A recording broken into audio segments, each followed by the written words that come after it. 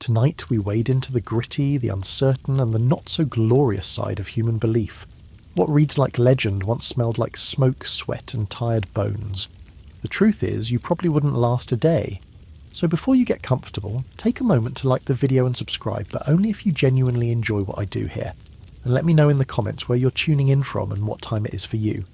It's always fascinating to see who's joining us from around the world. Phone face down, volume at a whisper, let's go in. Before the world was neatly mapped and lit by reason, it was a place of deep woods and deeper shadows. A place where the veil between the seen and the unseen was thin, almost translucent. In the quiet heart of a Germanic forest or on a windswept Celtic hill, the air itself felt alive. There was a world animated by forces that had no names in the formal ledgers of Rome or Jerusalem, but were known intimately to those who lived there. There were spirits in the Nile oak trees, in the rushing rivers, in the fun very stones of the earth. Magic was not an intrusion into this world. It was its operating system. It was the craft of the woman who knew which herbs would soothe a fever and which would bring on a birth. It was the knowledge of the smith who could fold spells into his steel. It was the chant of the farmer coaxing life from the soil. This was not a matter of good or evil. It was a matter of power, of balance, of negotiation with the unseen world. A curse to lay a neighbour's cow was functionally the same as a prayer to heal one's own child. It was a transaction, a direct appeal to the ambient power that saturated the landscape. Across the continent, these beliefs took on local colour and character. In the north, there were whispers of cedar, the shamanic magic of seeing the future, of casting fate. In the alpine valleys, communities sought to appease the spirits of the mountains, the glaciers, the avalanches, beings of immense and indifferent power. In the Mediterranean, the old Roman lares and penates, the spirits of the household lingered on, their altars gone, but their memory woven into the superstitions of the hearth. The practitioners of this old magic were often respected, sometimes feared, but always necessary. They were the midwives, the healers, the divers, the people who stood at the crossroads of life and death, fortune and ruin. They were the wise ones, the cunning folk. The word witch itself from Old English Wicca simply meant one who practised this craft. It carried no inherent diabolical weight. It was a profession like any other. Then a new story began to be told. It arrived on Roman roads carried by zealous missionaries and ascetic monks. It was the story of a single all-powerful god, a god of light and order who stood in stark opposition to the chaotic, shadowy world of spirits and old ways. Christianity could not simply ignore the deep-rooted belief in magic. To deny its existence would have been to deny the lived reality of millions, so it did something far more clever. It recontextualized it. The old gods, the nature spirits, the sprites and fairies, they were not denied. They were demoted. They were recast as demons, fallen angels, malevolent tricksters who aped divine power to lead humanity astray. The learned church fathers, men like St. Augustine of Hippo, wrestling with these questions in the fading light of the Roman Empire, provided the crucial theological framework. Augustine, a man who had dabbled in manicism and magic himself, did not doubt that spells could work. He did not doubt that pagan sorcerers could achieve real effects. But he argued that every single act of magic, no matter how benign it seemed, was powered by a pact, an implicit contract with these demonic forces. The village healer brewing a potion for a sick child might think she was using the power of the earth. But in Augustine's view, she was unwittingly trafficking with demons who granted her this small favour in order to ensnare her soul. Suddenly, the immoral world of folk magic was drawn into a cosmic war between God and Satan. There was no longer neutral ground. Miracles performed by saints through the grace of God were divine and good. All other supernatural acts, all maleficium, the Latin term for harmful magic, were inherently demonic. For centuries this was a slow and uneven process. In the early Middle Ages, the official position of the Church was often surprisingly sceptical, not of magic itself, but of its more fantastic expressions. The famous Canon Episcopi, a piece of 9th century church law, addressed the belief held by some women that they rode out at night in the train of a pagan goddess, whom they called Diana or Herodias. The canon did not prescribe burning for these women. Instead, it instructed priests to preach against such beliefs, dismissing them as foolish fantasies, illusions planted in the minds of simple folk by the devil. The sin was not flying through the night sky, which the church considered impossible, but the pagan superstition of believing that one could. It was a matter for penance, not for the executioner. The local sorcerer who soured milk or caused impotence was a nuisance, a sinner to be sure, a practitioner of maleficium. But they were not yet seen as a foot soldier in a coordinated satanic army bent on the destruction of Christendom. They were a local problem handled by local courts and bishops with fines, public shaming or exile. The intellectual architecture for a continental panic was not yet in place. The whispers in the dark remained just that, disorganised, localised, and largely contained by a doctrine that saw them more as foolish error than as existential threat. The world was changing, but the specific terrifying image of the diabolical witch, the heretic who renounced God and worshipped the devil in obscene midnight ceremonies, was still gestating, waiting for a time of greater fear and greater certainty to be born. That time began to arrive as the High Middle Ages curdled into the Late Middle Ages.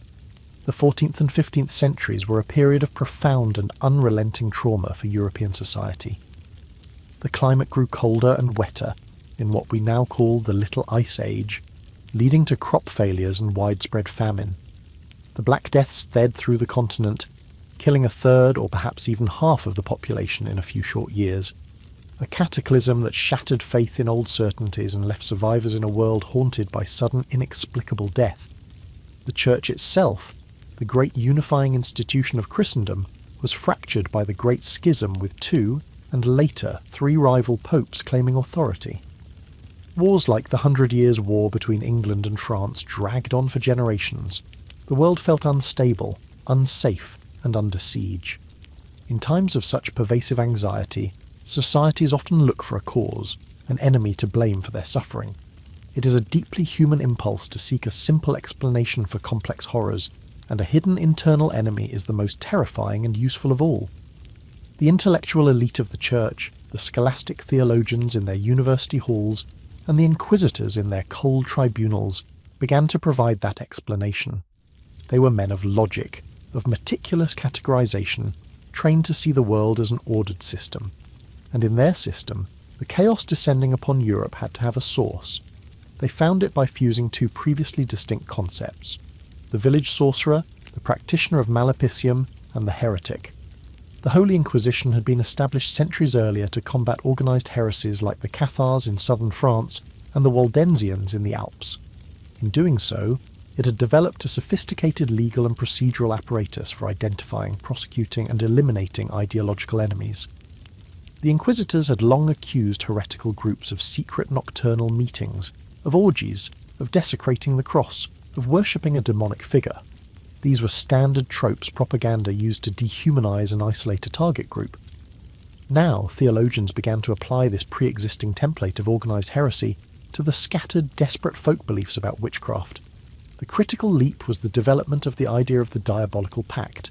This was no longer the implicit, unwitting agreement described by Augustine. This was a new and terrifying concept, a formal, explicit and voluntary contract with the devil.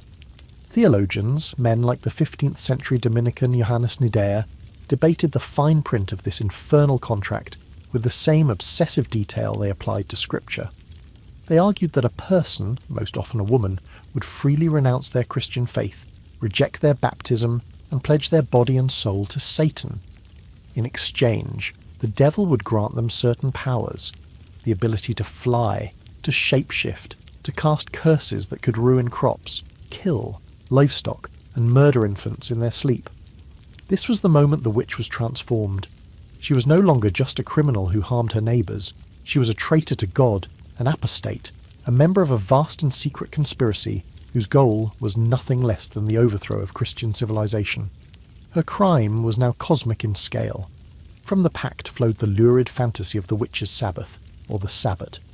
This was the supposed centrepiece of the witch cult, the convention where the devil's followers would gather to solidify their conspiracy.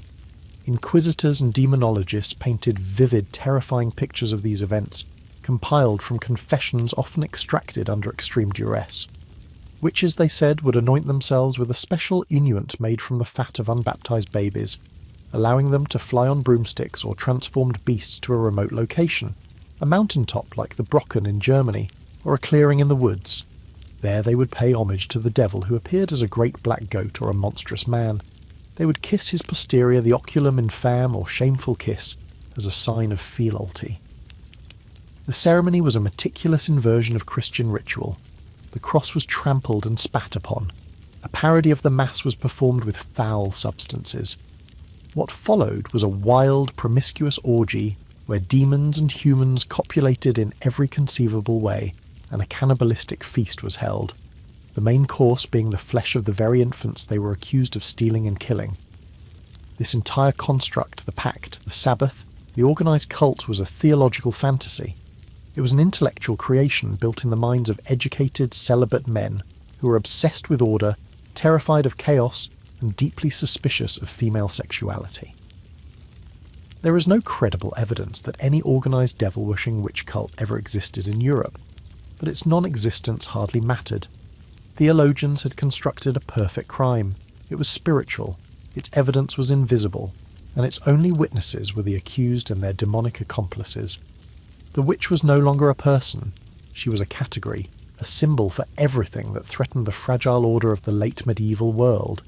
Heresy, rebellion, female autonomy, and the terrifying, inexplicable randomness of misfortune. The intellectual forge had done its work. The diabolical witch had been hammered into shape. Now all that was needed was a manual to explain how to find her and how to destroy her. That manual arrived in the year 1487. It was a book bound in leather, its title printed in stark black ink, Malleus Maleficarum, the Hammer of Witches. It was not a particularly original work. It synthesized centuries of demonological thought, scholastic logic, and inquisitorial practice. But its genius lay in its clarity, its terrifying practicality, and its tone of absolute, unshakable, bureaucratic certainty. It was written by two Dominican inquisitors, Hinrich Kramer and Jacob Springer. Springer was a respected theologian and dean at the University of Cologne, and his name lent the project an air of academic gravity. But the book's true driving force, its fanatical heart, was Kramer. Hinrich Kramer was by all accounts an obsessive, frustrated, and deeply misogynistic man. A few years prior, in 1485, he had attempted to launch a major witch trial in the city of Innsbruck. His methods were so extreme, his questions so sexually charged, and his logic so circular that the local Bishop Gorgza shut the entire proceeding down, denouncing Kramer and effectively running him out of town. The Malleus Maleficarum was Kramer's revenge. It was his attempt to prove to the world that he had been right all along, to create a weapon so powerful that no sceptical bishop or reluctant local magistrate could ever stand in his way again. To give his work the stamp of ultimate authority, Kramer placed at the beginning of his book a papal bull, Summis Desiderantis Effectus, issued by Pope Innocent VI in 1484. The bull itself was fairly standard. It authorised Kramer and Springer to prosecute witchcraft in parts of Germany, and lamented that many officials, both clerical and secular, were impeding their work. It did not endorse every specific belief that would later appear in the Malleus, but Kramer's clever placement of it in the preface created the powerful impression that the entire book, with all its lurid details and brutal procedures, carried the full weight of papal approval. This was a masterful piece of marketing. The book itself is divided into 3 parts, each designed for a specific purpose, together forming a complete and chillingly logical system. Part 1 is a theological treatise dedicated to a single crucial task, proving that witchcraft is real. It is a sustained assault on any form of skepticism. Kramer argues systematically that to deny the existence of witches is not merely an error, but is in itself a heresy. He marshals arguments from Scripture, from the Church Fathers, from scholastic philosophy to build an airtight case that the devil is real, that his power to work through human agents is real, and that the pact is real. He addresses potential objections one by one and demolishes them with relentless logic. Can the devil create storms? Yes, with God's permission. Can witches truly transform men into beasts? Yes, through demonic illusion. The first part of the book closes the door on doubt. It establishes the crime as a concrete reality, as undeniable as the existence of God. Part 2 is the descriptive core of the work. a detailed catalogue of the horrors that witches inflict upon the world. This is where the theoretical framework of the diabolical witch is laid out for a wider audience. It explains how the pact is made, the obscene details of the Sabbath, the mechanics of sexual relations between witches and demons, incubus and succubus. And it is here that the book's profound misogyny becomes terrifyingly explicit. Kramer poses the question, why is it that women are chiefly addicted to evil superstitions? And proceeds to answer it with a torrent of vena drawn from classical and biblical sources. Women, he argues, are intellectually like children, more credulous, more impressionable. They are more carnal, naturally lustful, and therefore more susceptible to the sexual temptations of demons. He engages in a bizarre etymological exercise claiming the word feminina, woman's comes from fee and minus faith, and less meaning, a woman is by her very nature less faithful. He famously states all witchcraft comes from carnal lust, which is in women insatiable. In Kramer's worldview, womanhood itself was a pre-existing condition for witchcraft. This section provided judges and interrogators with a checklist of evils to look for, transforming local gossip about soured milk or a sick child into evidence of a satanic conspiracy. But it is the third and final part of the Malus Maleficarum that truly made it the hammer of witches. This section is a step-by-step, brutally practical guide to prosecuting a witch. It is a legal and procedural handbook for the witch hunter. It covers everything. How to initiate a trial often on the basis of mere rumour. How to handle witnesses, noting that the testimony of perjurers, criminals, and even other accused witches, normally inadmissible in other legal contexts, was perfectly acceptable in a witchcraft trial because the crime was so exceptional, an accepted crime. The core of Part 3, however, is devoted to the art of interrogation and the securing of a confession. A confession was the gold standard of proof, and Kramer provides a detailed manual on how to extract one, with or without the formal application of torture. The psychological techniques he recommends are insidious. The interrogator should feign sympathy. He should promise the accused mercy, perhaps a lighter sentence of life imprisonment instead of death. If she confesses, a promise he has no intention of keeping, he should place spies in her cell, other prisoners who will pretend to be her friend and coax a confession out of her. He details the use of leading questions, painting the entire picture of the Sabbath and the pact for the accused, and simply asking her to confirm the details. If psychological pressure failed, there was torture. The Malus provides the legal justification for its use, arguing that since the witch has likely been rendered insensitive to pain by the devil, the tortures must be repeated and severe. The book creates a perfect closed loop of logic from which there is no escape. If the accused confesses quickly, she is guilty. If she resists torture for a long time, it is proof that the devil is giving her supernatural strength, and she is therefore guilty. If she weeps, her tears are false, a trick. If she does not weep, and it was a common belief that witches were unable to cry, it is a sure sign of her guilt. If she is silent, it is obstinacy. If she speaks, she is lying. Every action, every word, every semblance could be interpreted as proof. The system was designed not to discover the truth, but to produce a confession that validated the pre-existing belief in the witch's guilt. The Malus Maleficarum was not an instant universal success. The Inquisition itself, particularly in Spain and Italy, often found its methods too extreme, and its deemed demonology too speculative. The Faculty of Theology at the University of Cologne, despite Springer's association, officially condemned the book in 1490 for its unethical legal procedures and its reliance on shaky theological grounds. But none of that mattered.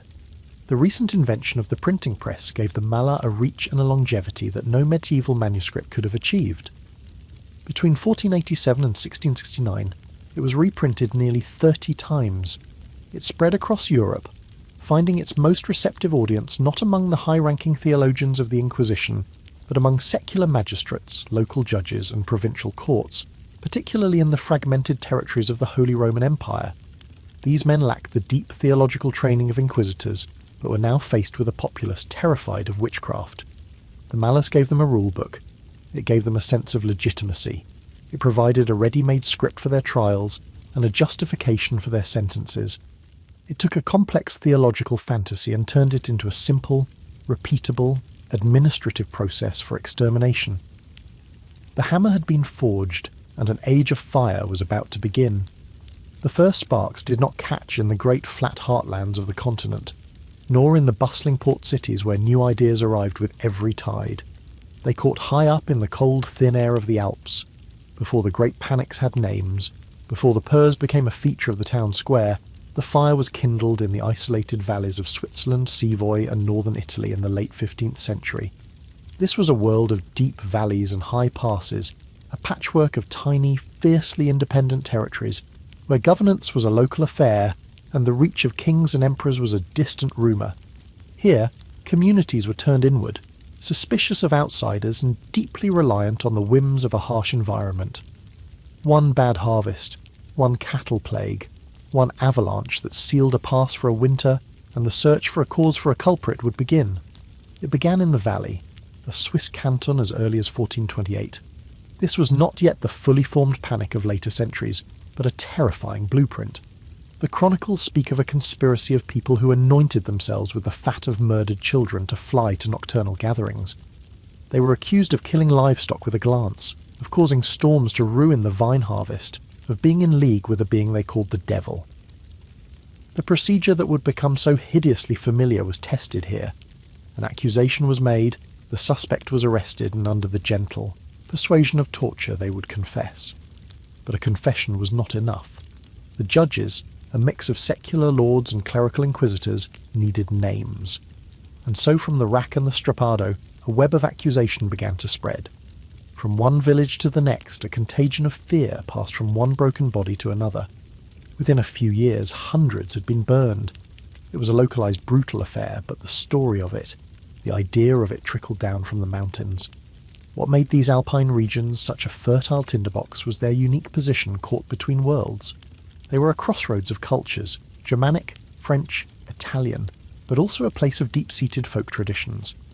The church's hold was strong, but so too was the belief in local spirits, in cunning folk who could heal or harm in a world animated by unseen forces. When the intellectual machinery of late medieval theology turned its attention to these beliefs, it did not dismiss them. Instead, it systematized them. It organized them into a vast, terrifying conspiracy. The local healer who knew her herbs was no longer just a useful neighbour. She was a potential foot soldier in Satan's army. The old woman who muttered curses after being denied alms was not merely resentful. She was performing a diabolical rite. Into this tense atmosphere stepped men with a mission. Inquisitors trained in canon law and armed with papal authority arrived in these remote valleys with a terrifying certainty. They carried with them a new and deadly theory that witchcraft was not just a collection of petty harmful spells, what was called malapitium, but something far grander. It was heresy. It was an organised anti-human sect dedicated to the overthrow of Christendom, sealed by a pact with the devil himself. This theory required a Sabbath, a grand nocturnal meeting where witches would gather to worship their dark master, desecrate Christian symbols, and engage in unspeakable acts. It was a mirror image of Christian society, a perfect inversion. Where there was the Mass, they had the Black Mass. Where there was baptism, they had a diabolical consecration. And to help the local magistrates, who were often unlearned and unsure how to proceed, a handbook was provided. In 1487, two Dominican inquisitors, Hinrich Kramer and Jacob Springer, with recent and frustrating experience in the Alpine regions, published a book. It was called the Malus Maleficarum, the Hammer of Witches. It was a dreadful, pedantic, and profoundly misogynistic work. But it was also a masterpiece of legal and theological justification. It was a how-to guide for witch hunting. It answered every question a concerned judge might have: how to identify a witch, how to prosecute them when they refused to confess, why were women more susceptible to the devil's lures. The Malus provided the answers, citing scripture, church fathers, and supposed first-hand accounts. It was a bestseller, reprinted dozens of times across Europe. Its authority lent weight by a forged paper bull of approval included in its preface. It gave the scattered localized fears a coherent narrative and a procedural framework. It turned suspicion into a science. So the Alpine hunts of the late 15th and early 16th centuries were the laboratory. It was here, in places like the Dauphiné in France and the Swiss canton, that the full apparatus of the great hunts was assembled and tested. The inquisitorial process, which placed immense power in the hands of the interrogator and assumed guilt from the moment of accusation. The use of torture not to discover truth, but to produce a confession that fit a pre-written script, and most critically, the demand for accomplices. A witch, once she confessed her own guilt, was forced to name others who attended the Sabbath with her. This was the engine of the chain reaction hunt. It meant that one accusation could lead to 10 and 10 to 100. It allowed the panic to leap across social strata, starting with the poor and friendless, but soon climbing as the accused named their enemies, their creditors, or simply anyone whose name came to mind in a moment of agony. A terrible precedent had been set. A legal and intellectual virus had been coded, printed, and distributed. It now lay waiting, dormant in the libraries of magistrates and theologians, waiting for a continent-wide crisis to activate it. That crisis came in the mid-6th century. The world that had incubated the first hunts was changing with dizzying speed. The unity of the Roman Catholic Church, a certainty for 1,000 years, had shattered. The Reformation, begun as a theological dispute, had morphed into a political and military cataclysm. Europe was now a fractured landscape of competing faiths, Lutheran, Calvinist, Catholic, Anabaptist, each convinced that it held the one true path to salvation, and that all others were servants of the Antichrist. The devil, who had once been a distant theological concept, now seemed terrifyingly real and present, working actively in the world through heretics and apostates. This profound religious anxiety was the fuel poured upon the embers that had been smouldering since the days of the Malus Maleficarum. The period from roughly 1560 to 1660 would become the peak of the burning times, the century when the localized panics of the Alps became a European conflagration. The geography of the terror was not uniform.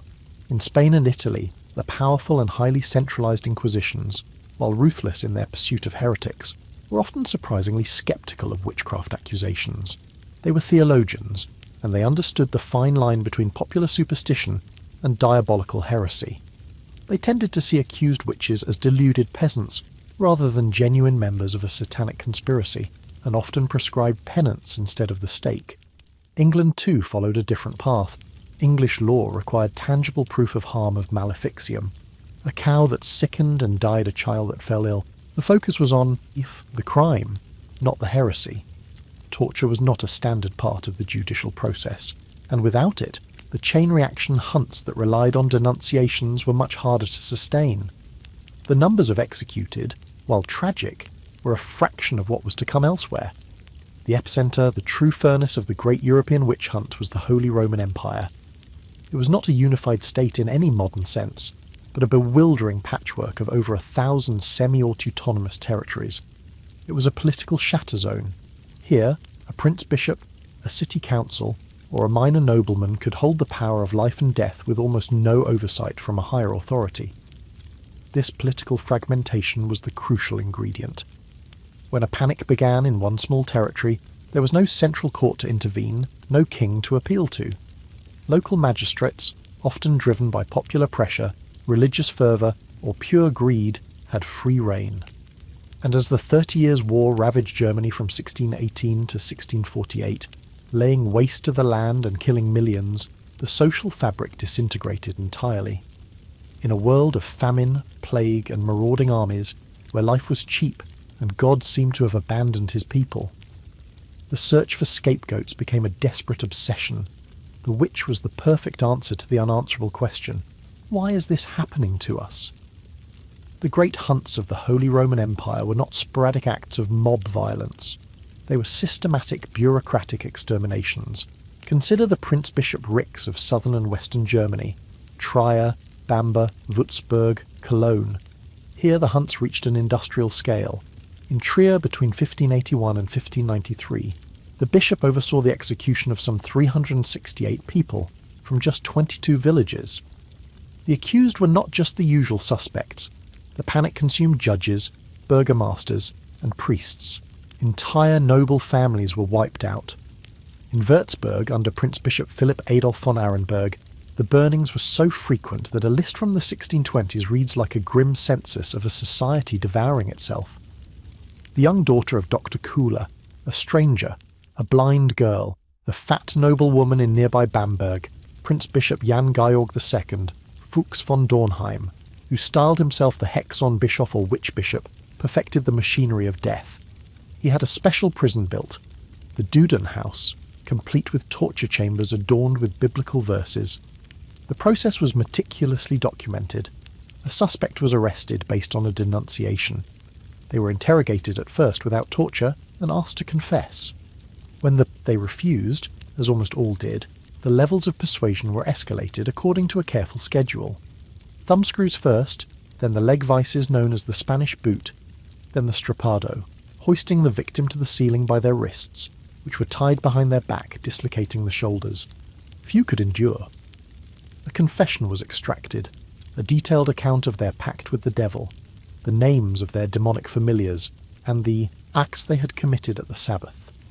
Then came the most important part, the names of accomplices. The judges would press them. Who else was at the dance on the mountain? Who did you see anointing themselves? Under unbearable agony, people named their neighbours, their friends, their family members. Each confession provided the raw material for a new round of arrests. The property of the condemned was confiscated to pay for the trial, the torture, the executioner, and the wood for the pea, creating a perverse economic incentive to keep the fires burning. The system fed itself. The conflagration spread beyond the German lands. France saw intense, brutal hunts, particularly in its peripheral regions like Lorraine, which was technically part of the empire. Switzerland, the original crucible, continued its grim work.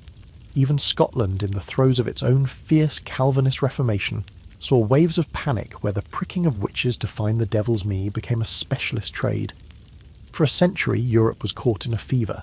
It was a shared psychosis enabled by the printing press, which spread the treatises and the terror by religious warfare, which made the devil an everyday reality, and by a legal system in many parts of the continent that had abandoned the basic principle of presumed innocence. The pious cast a long, flickering shadow over the dawn of the Age of Reason. They were a testament to the terrifying power of an idea once it has been codified into law and weaponized by fear. But who were they? These tens of thousands of people, mostly women, who were led to the stake, the gallows, or the sword. What was the anatomy of an accused witch?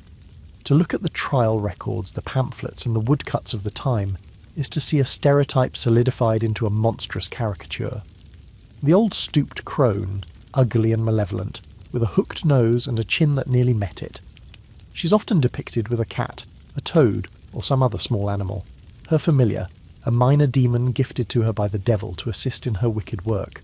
She's shown stirring a cauldron, flying on a broomstick, or dancing naked in the woods with demons.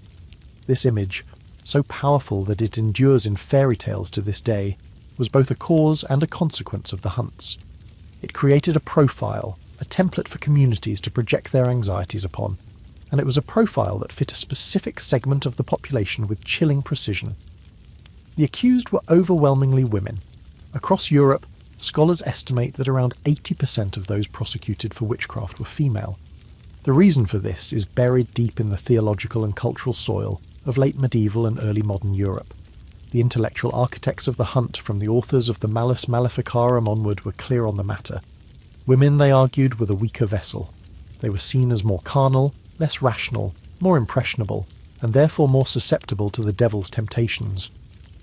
Eve's original sin was never far from mind.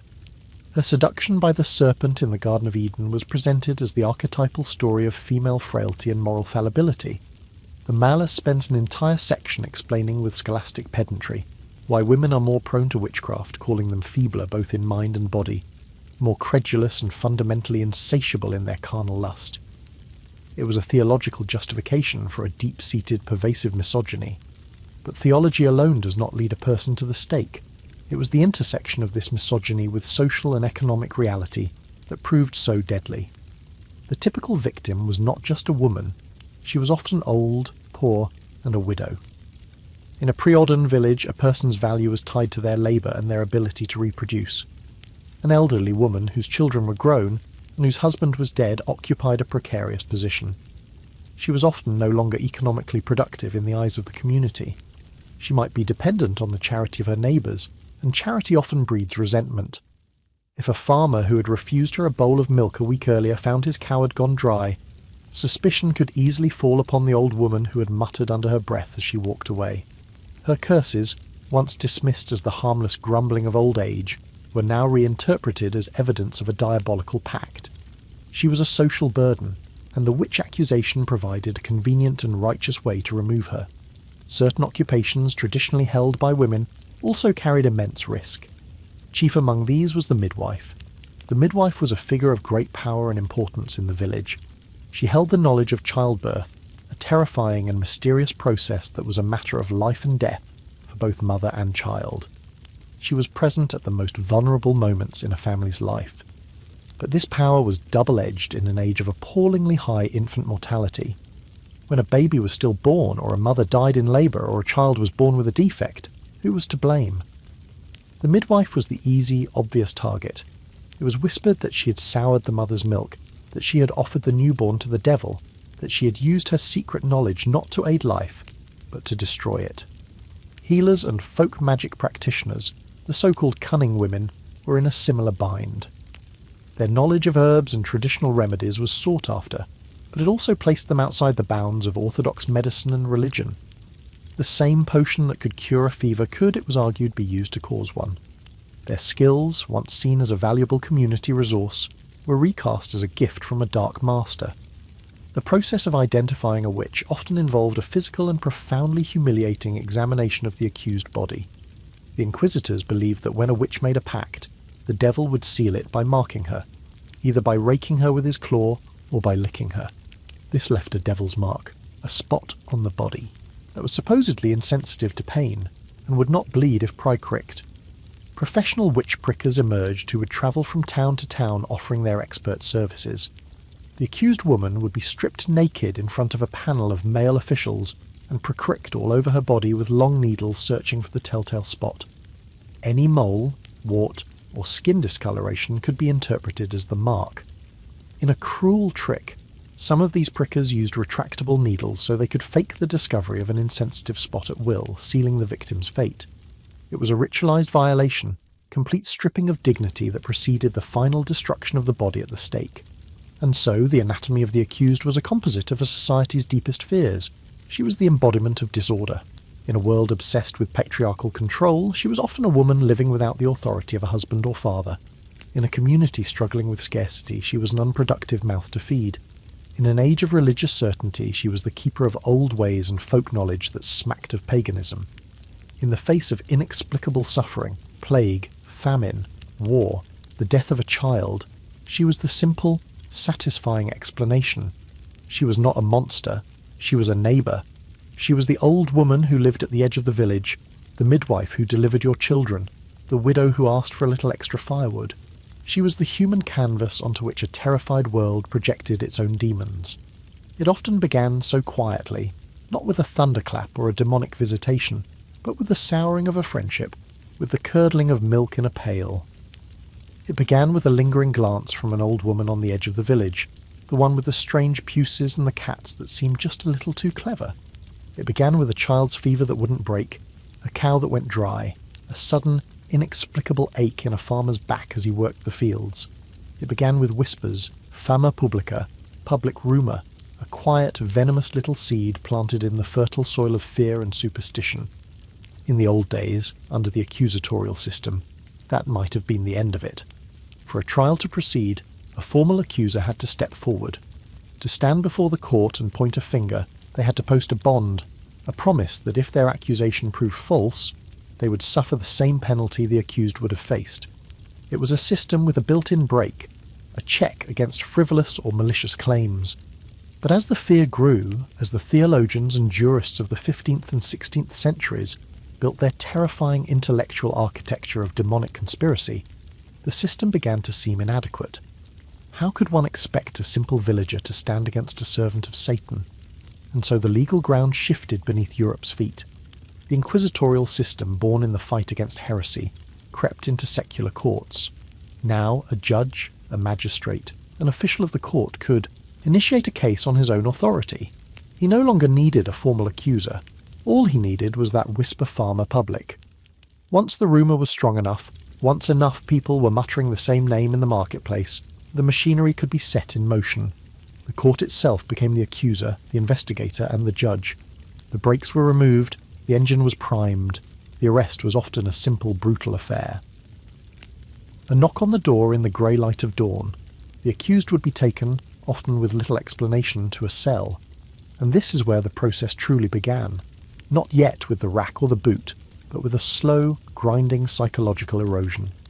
The cell would be cold, damp, and dark. The food, if it came at all, was meagre: stale bread, foul water. Sleep was a luxury, often denied. Guards would be instructed to wake the prisoner at odd hours to keep them disoriented, to break down the body's rhythms until the mind began to fray at the edges. And then the questions would start. Gentle at first, the interrogator, often a learned man, a magistrate or a cleric, would arrive with his clear, his book of questions, his air of grim certainty. He would ask about her faith, her neighbours, her prayers.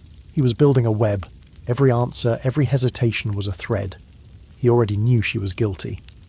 The purpose of this exercise was not to discover a truth, but to confirm one. Her very presence in this room was proof enough. The task was simply to secure the confession. If the soft approach failed, the pressure would escalate. The accused would be brought to the torture chamber. This was not about punishment, and you must understand. It was, in their minds, a legal instrument, a tool for the extraction of truth. The body was seen as a vessel, a stubborn container that the devil had sealed shut, hiding the guilty knowledge within. Torture was the key to unlock it. The term they used was the question, a chillingly neutral bureaucratic term for a process of systematic agony. The room itself was a stage. The instruments were often displayed for the accused to see before they were ever touched. The intimidating iron forms of the strappado ropes, the thumb screws, the Spanish boot. This was the terrio, the terror. The hope was that the mere sight and the detailed explanation of what each device would do to a human body would be enough. Sometimes it was, if not, the process began in earnest. It was graded, methodical. First-degree torture might involve the Dalman shroud, the thumb screws, small, simple vices that were tightened slowly, crushing the thumbs, then the big toes. The pain would be exquisite, a white-hot, focused agony. All the while, the questions would continue, a relentless drone from the interrogator. Did you renounce your baptism?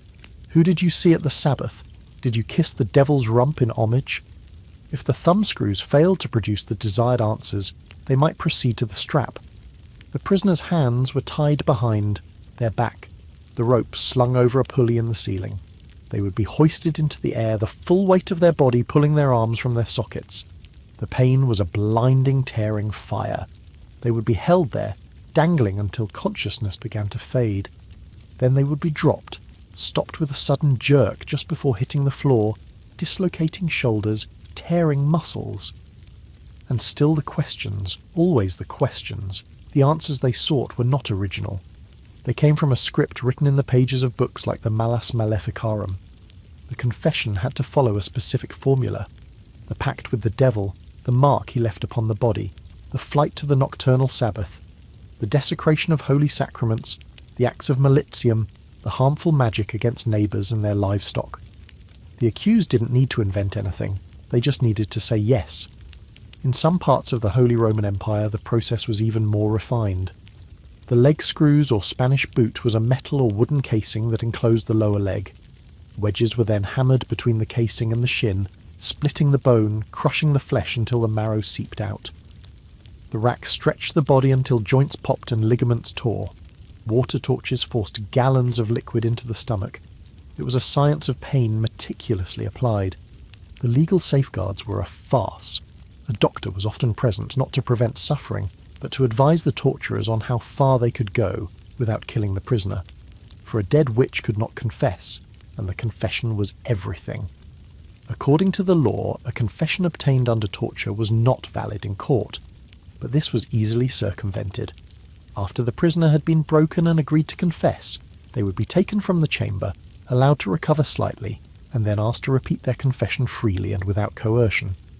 If they recanted, they were simply returned to the chamber for a second session, which was legally defined not as a new application of torture, but merely a continuation of the first. There was no escape. In some places, the process became a grimly profitable enterprise. In England, where torture was not officially part of the common law system, though it was certainly used, The vacuum was filled by entrepreneurs of fear. The most notorious was a failed lawyer from Essex named Matthew Hopkins, who in the chaos of the English Civil War in the mid-640s styled himself the Witchfinder General. Sam and his assistants travelled through the towns of East Anglia, offering their professional services for a fee. Hopkins' methods were psychological. His primary tool was sleep deprivation, which he called watching. The accused, usually an old woman, would be seated on a stool in the middle of a room, sometimes cross-legged for days and nights on end. His watchers would walk her, forcing her to her feet and marching her back and forth if she began to doze. After 2 or 3 days, without sleep, the mind begins to hallucinate. It becomes suggestible. Confused ramblings would be meticulously recorded as a confession. His other technique was pricking. It was believed that the devil left a mark on his followers, a spot on the body that was insensitive to pain and would not bleed. Hopkins and his prickers would use large needles or specially designed spring-loaded contraptions to jab and poke the accused's body, searching for this spot. A patch of calloused skin, a fleck of dried blood cleverly concealed in the needle's hollow point. Any proof would do. He was a showman, a con artist whose stage was the courtroom and whose props were the lives of frightened, exhausted women. He grew rich from his work, charging towns 20 shillings a head for each witch he identified. But the most diabolical part of the entire system, whether in the torture chambers of Germany or the watched rooms of England, was the final question. After the confession was secured, after the pact and the Sabbath had been described in lurid detail, the interrogator would lean in and ask, "Who else was there? Name your accomplices." This was the mechanism that turned a single accusation into an epidemic to a mind shattered by pain and sleeplessness. This question offered a sliver of hope. Perhaps naming others would make the torment stop, and so names would be given. Neighbours with whom one had quarrelled, the midwife who was too successful, the wealthy farmer whose land one coveted. The names were recorded, and the machine had its next victims. One trial in the German territory of Fula in the early 1600s began with a single accused witch, and ended 3 years later with over 200 executions. The trials in Würzburg and Bamberg saw the construction of dedicated Malefichau or witch houses, complete with torture chambers to process the sheer volume of accused. It was a self-perpetuating plague of suspicion, a social contagion transmitted by a confession extracted under duress. And it was into this maelstrom of coerced testimony and manufactured evidence that the children were drawn. The legal system, so obsessed with procedure and precedent, developed a strange and fatal blind spot when it came to the young. Children were viewed as innocents, their minds uncomplicated, slates incapable of the sophisticated deceit of an adult. Their words, therefore, were often seen as a conduit for a purer truth. When a child spoke of spectral shapes and demonic bargains, it was not the fantasy of an overactive imagination. It was a window into a supernatural reality. They were the perfect witnesses. The trial of the Pendle witches in Lancaster, England in 1612 pivoted entirely on the testimony of a 9-year-old girl named Janet Device. Her family lived on the margins of society, poor, uneducated, and widely suspected of witchcraft for generations. When the local magistrate began his investigation, he brought young Jenna in for questioning. It is impossible to know what combination of fear, coaching, and a child's desire to please powerful adults led to what happened next. But in court, Janet, small and composed, became the star witness. She stood on a table so the jury could see her, and calmly identified her own mother, her own brother, her own sister, and many of her neighbours as witches. She described secret meetings, familiars in the shape of dogs, and plots to murder. Her testimony was detailed, damning, and utterly devastating. Based almost entirely on the words of this one small child, 10 people, including her entire immediate family, were hanged. Janet had, in effect, orphaned herself. Decades later, across the Atlantic, in the small, anxious colonial outpost of Salem, Massachusetts, this same dynamic would play out with even more explosive results. In the winter of 1692, the daughter and niece of the village minister, Reverend Samuel Parris, began to exhibit terrifying symptoms. They contorted their bodies into impossible rapes, uttered strange choking sounds, and complained of being pinched and bitten by invisible spectres. When the village doctor could find no physical cause, he uttered the fateful diagnosis. The evil hand was upon them. Soon other young women in the village began to show the same symptoms. These afflicted girls, led by 12-year-old Anne Putnam Jr. and Abigail Williams, became the epicenters of the crisis. During the examinations, they would writhe and scream in the courtroom, claiming to see the spectral shapes of the accused tormenting them. "Look, there is Goody Proctor upon the beam," one would cry, and the entire room would turn to stare at the empty rafters. They provided the drama, the undeniable visceral evidence of supernatural assault that the magistrates needed. Their spectral evidence, testimony that a witch's spirit had appeared to them and caused them harm, was for a time accepted as valid proof.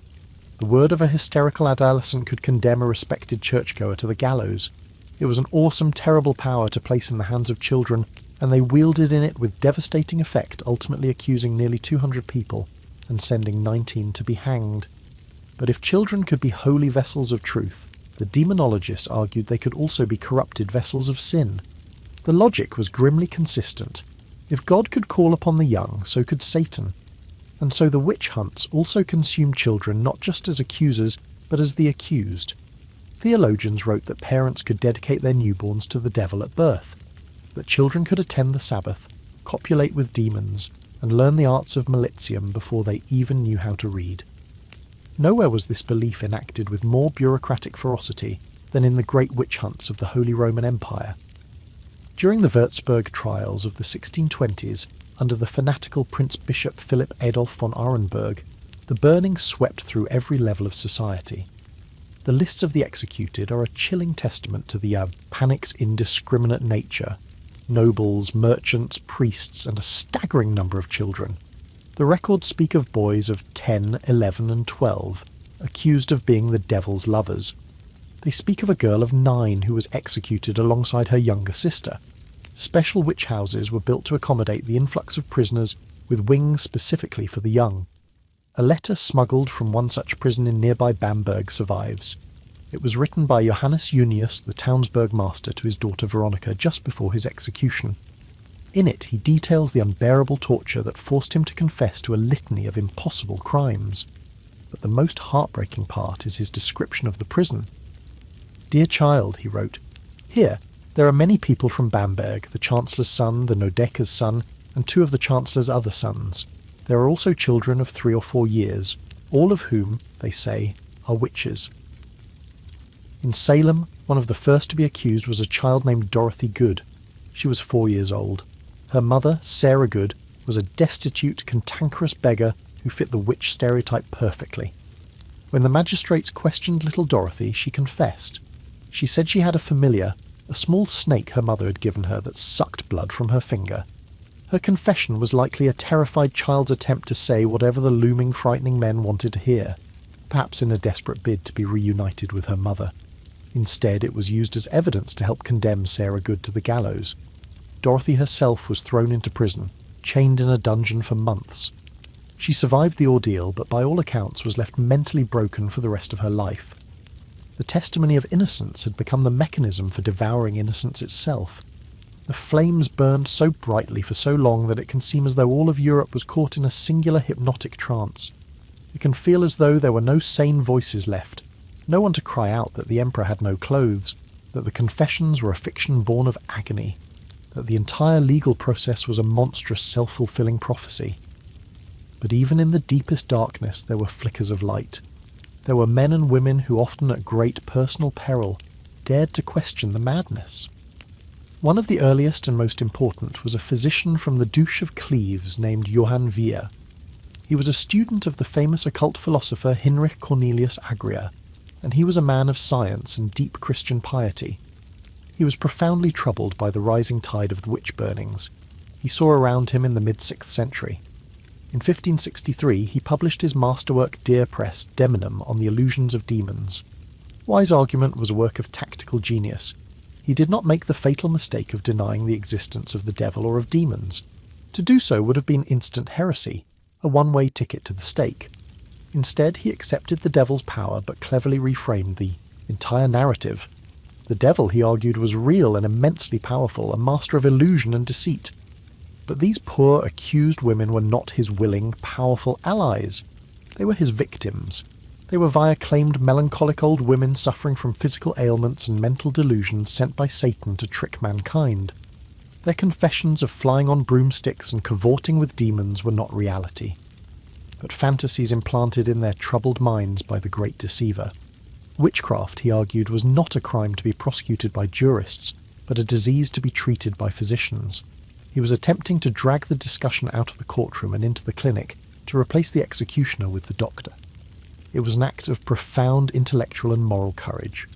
For his troubles, the great French political theorist John Bowden, a fervent believer in witchcraft, labelled Wire a sorcerer himself, a man in league with the very forces he sought to understand. A generation later in England, an educated country gentleman and Member of Parliament named Reginald Scott took an even more direct and dangerous approach. In 1584, he published The Discovery of Witchcraft, a book that was for its time a stunningly rationalist assault on the very foundations of the witch belief. Scott was no physician. He was a pragmatist. He dismissed the supernatural claims not as demonic illusions, but as a mixture of outright fraud, misunderstood natural events, and the credule of the uneducated. He was one of the first to meticulously document and explain the methods of stage magicians and charlatans to show how impossible feats could be performed through simple sleight of hand. He attacked the legal basis for the trials, ridiculing the idea of a pact with the devil and arguing that the use of torture produced only lies.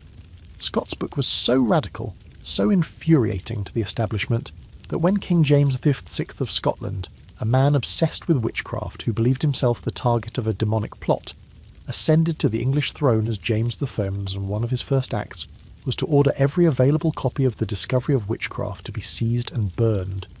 In its place, he promoted his own treatise, the infamous Demonology, a book that would pour fuel on the fire of the hunts for decades to come. Yet perhaps the most moving and effective voice of dissent came not from a doctor or a politician, but from deep within the system itself. Friedrich Spee was a German Jesuit priest, a poet and professor living in the heart of the witch-burning territories. As a priest, it was his duty to act as confessor to the condemned, to prepare them for death. In the 1620s, he ministered to countless accused witches in the dungeons of Würzburg and other cities, listening to their final words, offering them the last rites before they were marched to the stake. What he heard in the sanctity of the confessional shattered him. He heard over and over again from men, women and children, stories not of demonic pacts, but of unbearable pain. He saw their broken bodies, he saw their terror, and he became utterly, unshakably convinced of their innocence. He was bound by the sacred seal of the confessional, and could not speak of specific cases. But the cumulative weight of the injustice he witnessed crushed his spirit. It is said that the experience turned his hair prematurely white. He had to speak. In 1631, he published a book anonymously. It was called Cautio Criminalis, or a warning for prosecutors. Like Wire, SPI was careful. He did not deny that witchcraft could exist, but he launched a devastating, systematic demolition of the legal process used to prosecute it. He wrote with the cool, damning logic of a lawyer and the fiery passion of a man whose soul had been scorched. He argued that the rules of the trials created a machine from which no one, not even the most pious saint, could escape. He laid out the terrible paradoxes. If the accused was brave and did not cry out under torture, she was a witch, for the devil gave her strength. If she screamed in agony, she was also a witch, for that is what they do. If she confessed, she was guilty. If she refused to confess through even the most hellish torment, she was the most powerful and dangerous witch of all. Her silence a diabolical defiance. Speed described how the promise of mercy in exchange for a confession was a lie, how the demand to name accomplices created a chain of death, and how the entire system enriched the executioners, informers, and officials who ran it. Often he wrote with bitter irony of thought that the only reason we are not all wizards is due to the fact that we have not all been tortured. His book, written from the inside, was a bombshell. It circulated widely among judges, princes and theologians across Germany. It did not end the hunts overnight, but it gave powerful principled arguments to those who had harboured secret doubts. It forced them to confront the monstrous nature of their own legal system. These voices, Wire's medical humanism, Scott's rational scepticism, SPE's moral outrage, were not a chorus. They were voices in the wilderness, often separated by decades in geography. For a long time, they were drowned out by the roar of the crowd and the crackling of the flames. But they planted seeds of doubt. They created cracks in the intellectual edifice of the Great Hunt, and slowly, painstakingly over the course of the next century, those cracks would widen. The rise of the new science, the philosophy of the Enlightenment, and a growing weariness with religious bloodshed would all contribute. Legal reforms inspired by the arguments of men like Spee began to restrict the use of torture, to raise the standards of evidence, to demand more than the whispers of gossip and the fantasies of a frightened child. The fire which had raged for so long, had consumed so many, began at last to burn itself out, leaving behind a continent scarred by its memory and haunted by the silence of its victims. The final embers glowed for a long, long time, casting strange shadows in the corners of a world that was beginning to think of itself as modern, as enlightened. In the late 17th century, the inferno that had consumed tens of thousands was dwindling to scattered bonfires, then to isolated torches, and finally to a few stubbornly glowing coals. The great European witch hunt, that sprawling, decentralised, centuries-long paroxysm of fear, was coming to a close, and its end was not a matter of a single decision, but a slow, quiet change in the very atmosphere. The air itself was becoming harder to breathe for the demons that had haunted the mind of Europe for so long. One of the last great convulsions happened not in the heart of the Old World, but on its frantic periphery in the tiny, insecure English colony of Massachusetts Bay. The Salem trials of 1692 were a strange throwback, a ghost of the great panics of Germany and France a century earlier. It had all the classic ingredients: a group of young women afflicted by mysterious fits, accusations born of neighbourhood squabbles and social anxiety, a judiciary convinced of a vast diabolical conspiracy, spectral evidence. The notion that a witch's spirit could travel and torment a victim was accepted as fact, a prosecutor's dream and a defendant's nightmare. But Salem was an anachronism. Even as 19 people were hanged on Gallows Hill and others perished in the wretched prisons, the intellectual tide in London and Paris had already turned. When news of the colonial hysteria reached England, it was met with a kind of weary embarrassment by the educated elite. The governor, William Phips, eventually intervened, his hand forced by rising local scepticism, and perhaps more pointedly by the fact that his own wife had been named. The special court was dissolved. The spectral evidence was dismissed. Salem became not a model for future hunts, but a cautionary tale, a symbol of rustic superstition run amok. It was a violent, tragic postscript to a story that was already concluding elsewhere.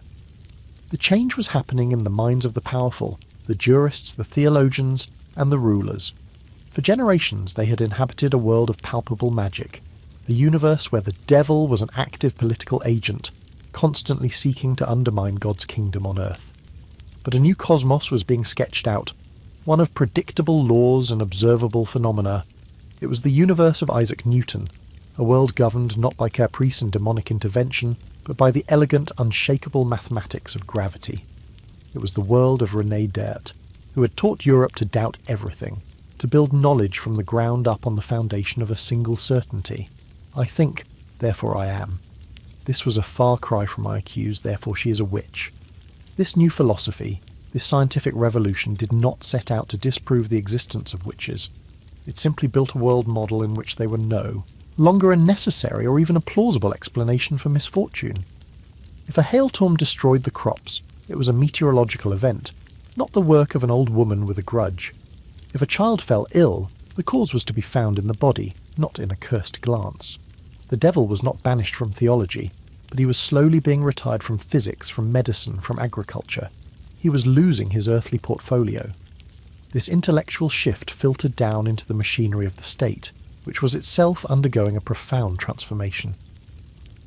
The age of the feuding local lord and the unaccountable village magistrate was giving way to the age of the centralised bureaucratic monarchy. And these new powerful states had little patience for the chaotic, socially disruptive panic bands that witch hunts inevitably unleashed. A king like Louis the Thor think that France, the self-proclaimed Sun King, wanted order, predictability and control.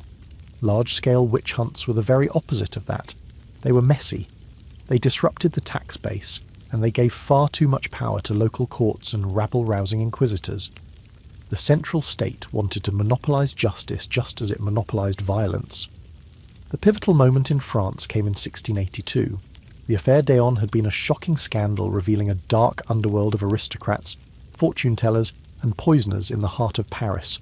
For a moment it seemed like a new hunt might ignite, one aimed at the highest echelons of society. But Louis's chief minister, the methodical and pragmatic Jean-Baptiste Colbert, saw not a diabolical conspiracy, but a problem of criminal justice and public order. The response was not a new wave of witch trials, but a royal edict.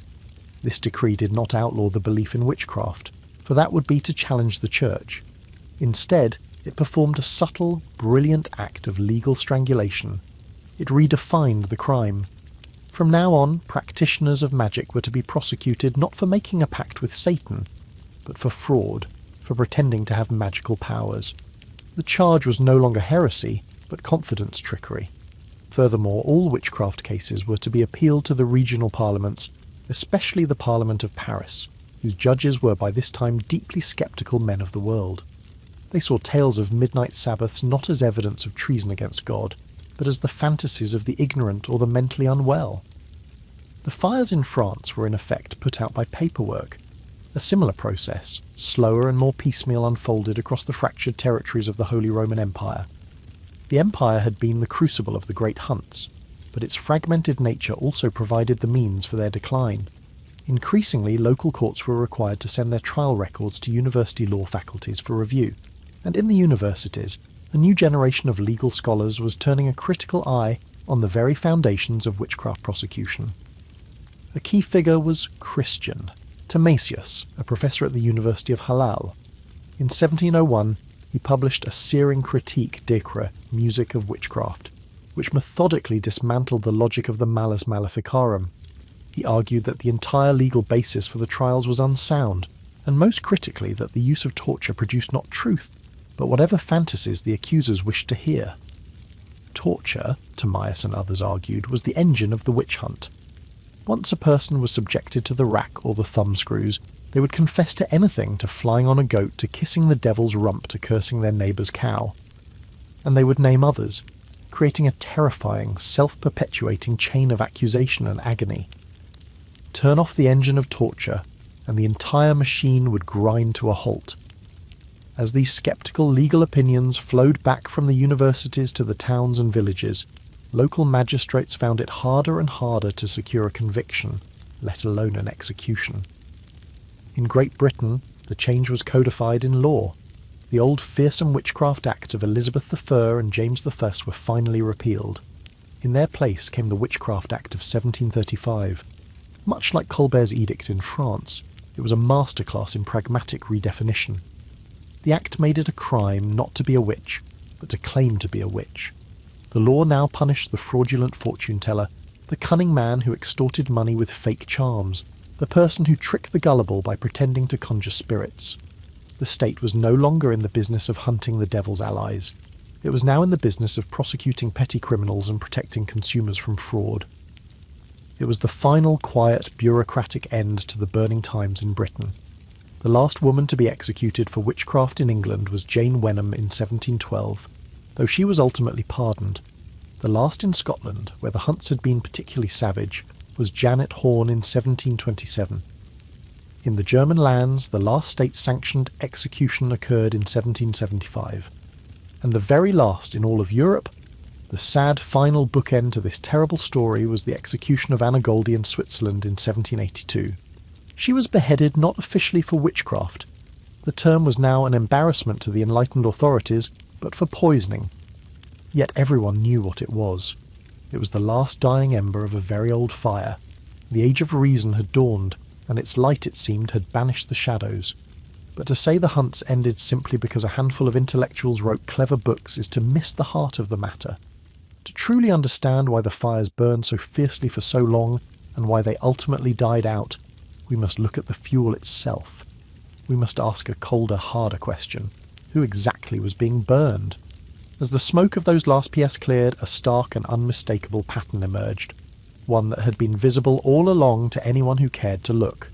The overwhelming majority of the accused and an even greater majority of the executed were women. The numbers vary by region, perhaps 75 to 80% overall, but in some areas like the bishopric of Basel or Western France, well over 90%. The great European witch hunt was not a hunt for Satanists or heretics in the abstract. In practice, on the ground, in the villages and towns where the accusations took root, it was fundamentally a war against women. This was not a coincidence. It was a core feature of the system. The very intellectual architecture of the witch craze was built upon a foundation of profound misogyny.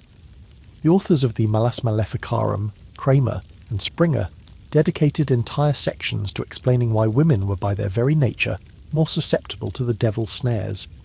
They were, the inquisitors argued, more credulous, more impressionable, more lustful, and intellectually like children. Their very name, Feminina, they claimed with a breathtakingly perverse etymology, came from fee and minus meaning lesser in faith. Woman, they argued, was formed from a bent rib, a defective part of man, and her entire nature was bent and defective as a result. She was a leaky vessel prone to gossip, malice, and above all carnal lust which the devil could easily exploit. This was not some fringe theological opinion. It was the core argument of the most influential witch-hunting manual ever written. A book that lent the weight of print and clerical authority to pre-existing folk misogyny. The witch was not just an enemy of God. She was the ultimate expression of everything that patriarchal society feared and despised in woman. She was Eve listening to the serpent. She was Pandora opening the box. She was the eternal temptress, the source of chaos, the gateway for the devil into the world of men. Consider the typical caricature of the witch, the image that has been burned into our collective imagination. She is an old woman, often she's a widow. She is poor, living on the margins of the community, perhaps dependent on charity.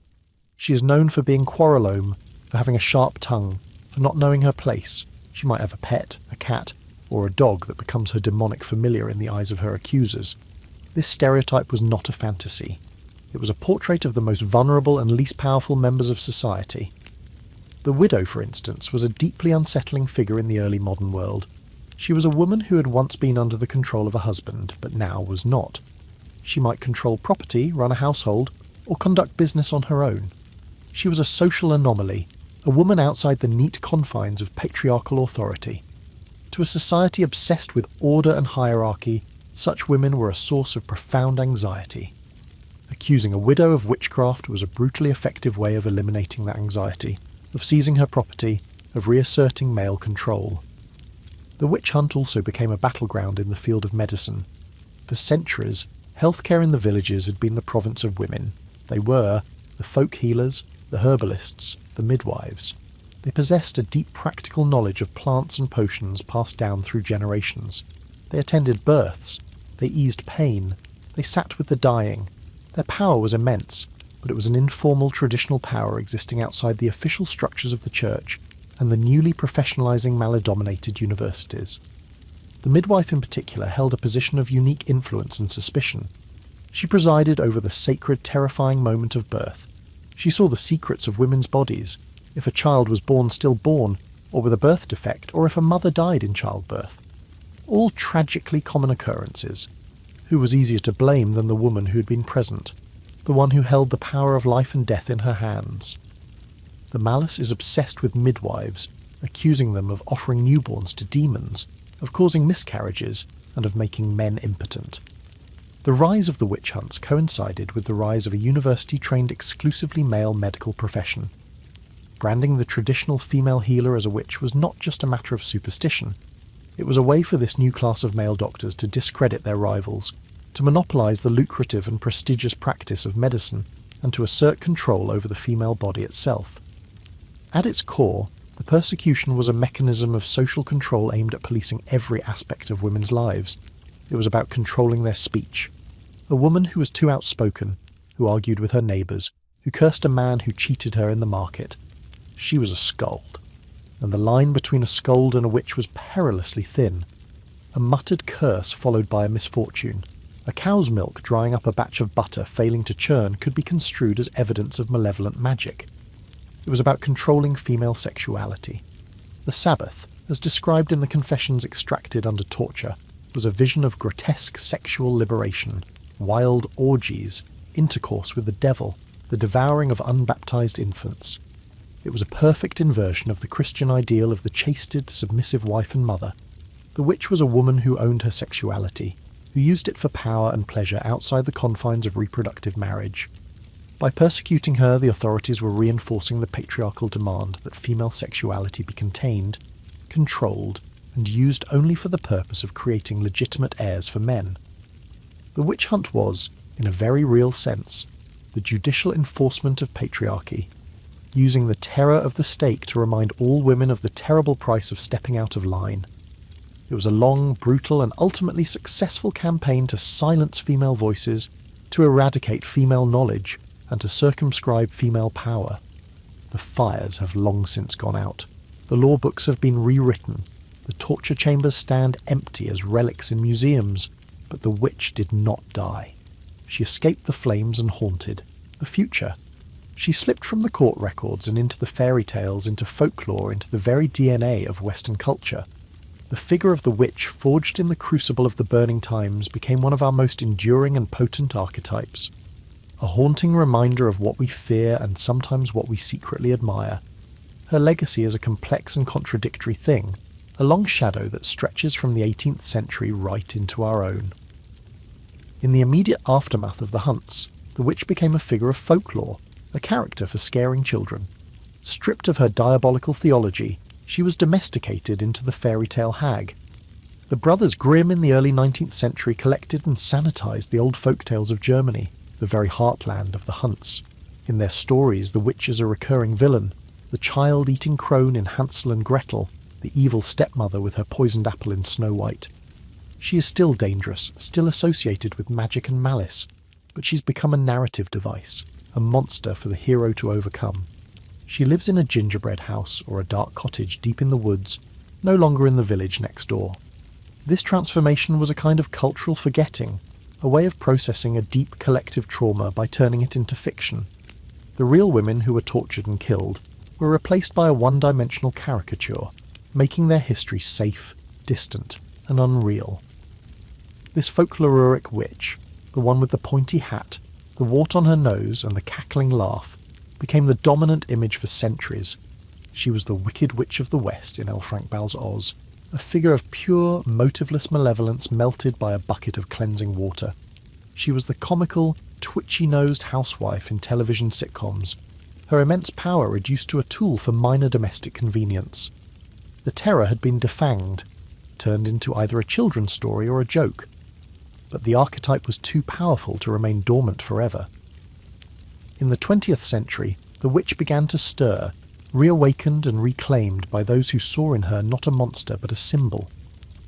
The feminist movement of the 1960s and 70s looked back at the burning times and saw something profoundly familiar.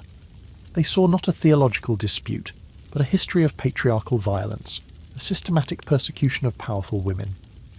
In the figure of the witch, they found a potent ancestor. The witch was the healer, the midwife, the independent widow, the woman who dared to live outside the control of men.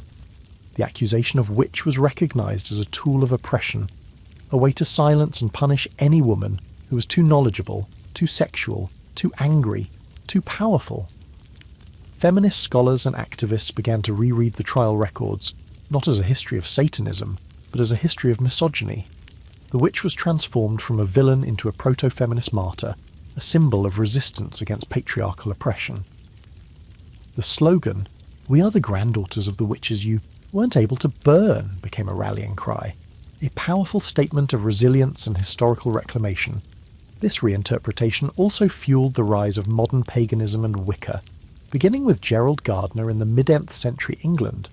Movements arose that sought to reconstruct and revive what they saw as the pre-Christian nature-based religions of Europe.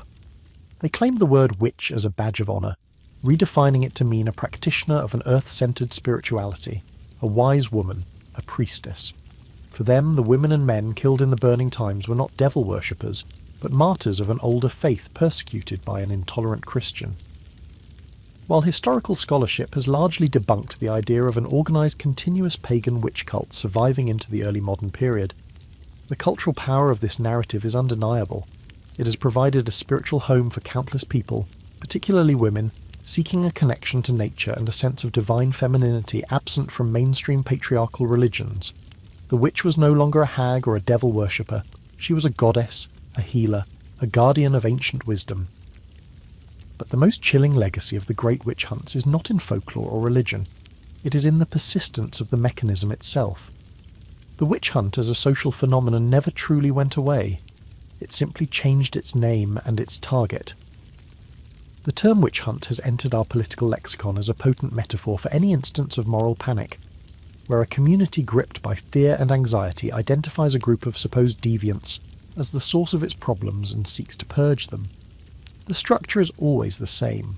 It begins with a perceived threat, a sense of societal decay or crisis. Rumour and accusation begin to swirl, often fuelled by charismatic demagogues. A scapegoat is identified, an other who can be blamed for complex problems. Evidence is manufactured, dissent is equated with guilt. And confessions are often coerced not by physical torture, but by intense psychological and social pressure. Guilt by association becomes the norm. The goal is not justice, but purification, the eradication of the perceived enemy within. We saw it in the Red Scare of the 1950s in the United States, when Senator Joseph McCarthy created a national panic over supposed communists infiltrating the government. Accusation was enough to destroy a career. Pleading the Fifth Amendment was taken as a confession of guilt. People were pressured to name names, creating the same terrifying chain of denunciation that characterized the trials in Salem or Trier. We saw it again in the satanic panic of the 1980s and 90s, when a bizarre wave of hysteria swept across North America and Britain centred on accusations of secret satanic cults, abusing children in daycare centres. Despite a complete lack of physical evidence, social workers and prosecutors relying on the highly suggestible testimony of young children built fantastical cases that sent innocent people to prison for years. The details had changed. The devil was replaced by communists or Satanists, the Sabbath by secret rituals in preschools. But the underlying machinery of fear, scapegoating and moral panic was identical. This perhaps is the final quiet lesson of the European witch hunts. The pies have grown cold, and the specific belief in a diabolical pact may seem like a distant archaic superstition. But the human tendencies that allowed the hunts to happen, our capacity for fear, our need for certainty in uncertain times, our desire for simple answers to complex problems, and our terrifying willingness to persecute those we define as other, have not vanished. They are not relics of a darker age. They are a permanent part of our makeup, sleeping just beneath the fragile veneer of reason and civilization, waiting for the right combination of fear and crisis to awaken them once more. The long shadow of the witch reminds us that the line between a community and a mob is always thinner than we think, and that the embers of old fires can be fanned into a new flame with frightening ease. The story of the witch is over, but the story of the hunt, sadly, is one we seem destined to tell again and again.